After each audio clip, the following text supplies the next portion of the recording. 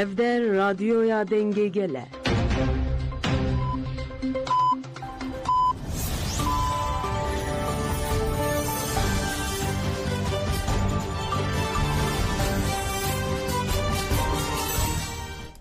Şinavendan uçana radyoya denge gelden başkodarın Hêja îro pêncê mijdarê 2024 sêşemli Brükselê saat 8 li Amedê de emin û çên serespê pêşkêş bikin demdem azadiya rêber Apoye.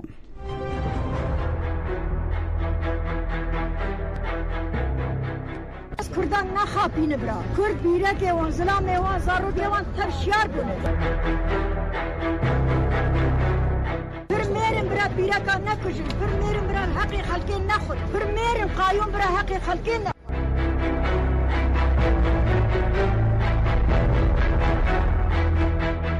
Bira heqê xwe bixwe, heqê me çima dike. Em dîsa nakevin, em ser xwenin, em ser rêya xwenin.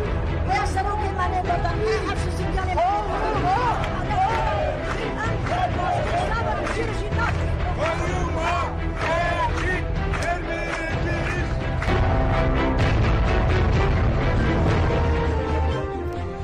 Belikodarın Hêja Serokatê Konseyre ve bera KCK der heqê xwezfikirina îradeya gel da xuyanî da KCK xwez gel li her derê li îradeya xwe xwedî derkeve û got AKP MHP biriya qayûman carekê din îradeya gel xwez dike.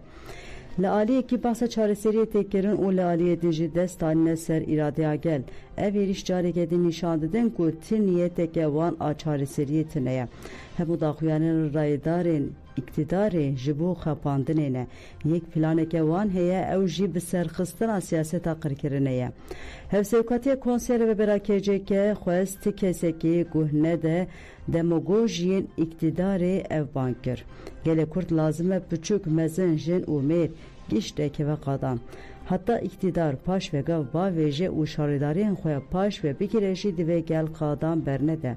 Berxwedana dijî vê zihniyetê berxwedana herî maftar û rewa ye. Banga me li gelê me ew e heta serkeftinê çalakiyên xwe bidomînin. KCK bank li hêzên demokrasiyê jî yên li Tirkiye û gelê Tirkiyeyê jî kir ku li cem gelê Kurd li dijî faşîzmê têbkuşin.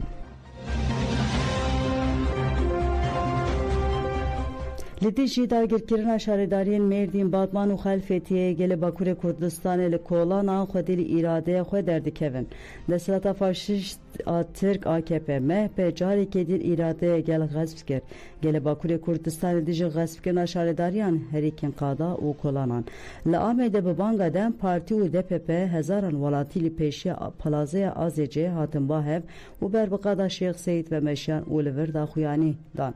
Hevserokê Dem Partiya Amedê Abbas Şahin daxuyanî xwend û peyam da. Rejima qayûm derbeya siyasiye. Em qayûman qebûl nakin. Berdevka Meclisa Jirana Dem Partiye Halide Türkoğlu ji axivî wiha got. Ji xeynî berxwedanê tu çareyek merdin nîne em ê li ber xwe bidin. Li bajarên Serhedê û li Cizîra Botan li dijî dagirkirina şarêdariyan çalakê didomin. Li Colemêrgê çalakê li navçeya Geverê bûn. Li Îdirê daxuyanî li avahiya Dem Partiye hattayîn. Hevserokê DPP Îdirê Murat Yerlikaya bank li gel kir ku li dijî vê xespê dengê xwe derxînin. Li Agirî û Mûşê jî bi pêşengtiya rêxistinên Dem Partî û DPP çalakê hebûn. Li navçeya Cizîra Şirnexê jî çalakê hatiye li darxistin. Hevserokê Dem Partiyê Şirnexê Abdullah Güngen di çalakê de axivî got em ê şarêdariya xwe ji wan rê nehêlin. Rêxistinên DPP Dem Partiyê yên Çewligê jî daxuyanî dan û got ev vê pergalê darbekar qebûl nakin û teslîmê zihniyetê wan nabin. Li serbanga platforma Kedî Demokrasiya Dêrsimê gelek welatî hatin gelhev û xwezfkirina şarêdariyan protesto kirin. Li Esenyurtê li dijî deste serkirî çalakî hebû em ê bi ser bikevin hêzên Ket, Aştî û Demokrasiyê yên İstanbulê deste serkirina şarêdariyan bi çalakiyeke protesto kirin. Çalakiya li qada Esenyurtê hatiye li darxistin de gelek kes tevlî bûn. Li çalakiyê de Parlamenterî Partiya Wekevî û Demokrasiya Gelan Dem Partiya İstanbulê Cengiz Çişek axivî got desthilatê AKP 22 salin bîna gel tune hesiband. Ev gel paş de gavê navêje. Qayûm netene tayînî şarêdariyên Dem Partiye ya jî CHP hatiye kirin. Qayyum tayinê mafê demokrasiyê Tirkiye hatiye kirin. Wane tiştek nîşanî me kir. Gelê wanê riya berxwedanê nîşanî me kir. Berxwedan mafe qayyum derbeye em ê têkoşînê mezin bikin û bi ser bikevin. Heberdevkê demê yê şaxa keskiya İstanbulê eren Ertîn jî axivê got dixwazin hemû civakê hînê desteserkirina vînê bikin.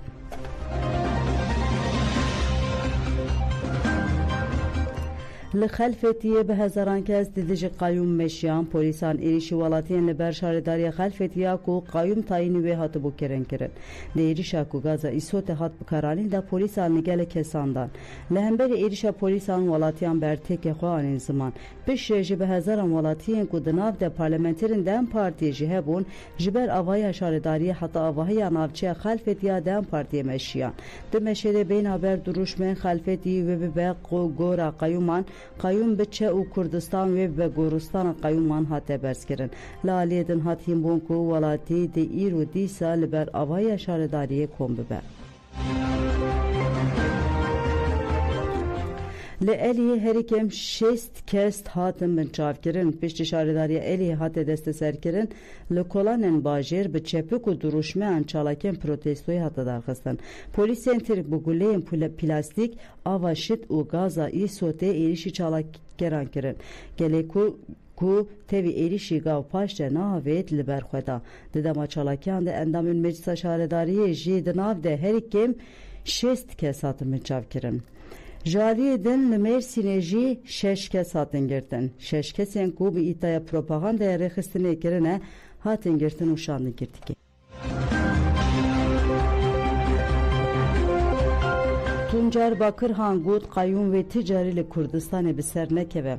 Hevserokên Dem Partî Tuncer Bakırhan Tülay Hatimoğulları û serokê giştiyê CHP Özgür Özer duh çûn Mêrdînê. Hevserokê giştiyê Dem Partî Tuncer Bakırhan axivî berxwedana gel silav kir got bila baş zanibin ku Seyit Rıza çikir, Şeyh Seyit çikir, Mazlum Deniz û sakineyan çikirin gelê Kurd û gelên Tirkiye jî wê heman tiştî bikin. Em ê zihniyeta qayyum berteref bikin. Ne talan, ne derew, ne jî qayyum wê li xaka Kurdistanê bi ser nekeve.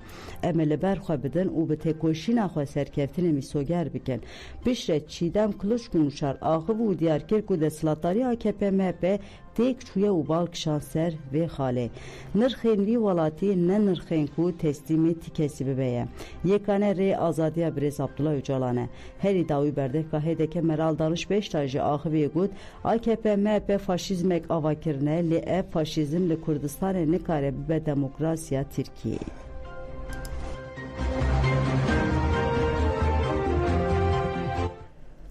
Dem Partî bilincên siyasî û berovajîkirina rastiyê qayyum nikare bê rewa kirin. Navenda giştiya Dem Partî tekêdarê hedef nîşandana hevserokê giştî Tuncer Bakırhan daxuyaniyek da got demokrasî siyaseta Tirkiye qirêj e. Qayyum jî encama vê dîroka qirêj e. Di demekê de ku talankiriya qayyum dewam dike de di serî de CNN Türk û gelek organên medya alîgirên desthilatdariyê gotinên hevserokê me Tuncer Bakırhan yên li ser qayyum û têkilîdarî Şeyh Seyit û Seyit Rıza wajî kirin. Medya qasirê hem berdevkiya şerê qirêj dikin û etîkên rojnamavaniyê bin pê dikin hem bank li dozgeran dikin ku karên xwe bikin. Li hemberî ku karekî neheqî û li derî hukukî heye û hemû civakê li Tirkiye li dijî vê kiryara li derî hukukî qayyum rabûya serpiyan bank li dozgeran tê kirin û bêhukukiyên din bikin. Ev bank hem li dijî ahlaqê medyayê hem li dijî ahlaqê siyasî. Hevserokê me Tuncer Bakırhan da haftina xwe de îşaret bi hişekî dîrokî kir û rêbazên ku di mijara pirsgirêka Kurd de neçareseriyê ferz dike rexne kir. Ji aliyekê ve derbeya qayyum li şaredariyê me tê kirin, ji aliyê din ve organîza lincê li dijî tê kirin. Em zanin ku çavkaniya van êrîşan yek e û bilincên siyasî û wajîkirina rastiyan hûn nikarin qayyuman rewa bikin.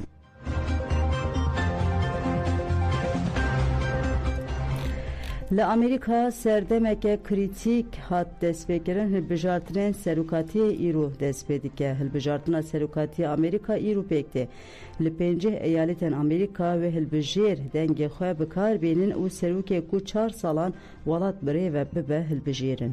Serokê berê Amerika û namzeta Partiya Komarger Donald Trump û namzeta Partiya Demokrat Kamala Harris ketin pêşbaziya Serokkomariya Amerikayê.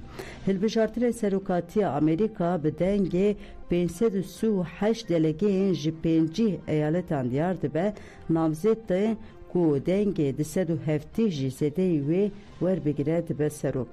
Li welat digel hilbijartinên serokatiyê ji bo diyarkirina endamên Kongreya Amerika jî dengdan tê kirin. Li gorî anketan Harris bi puanekê li pêşiya Trump e.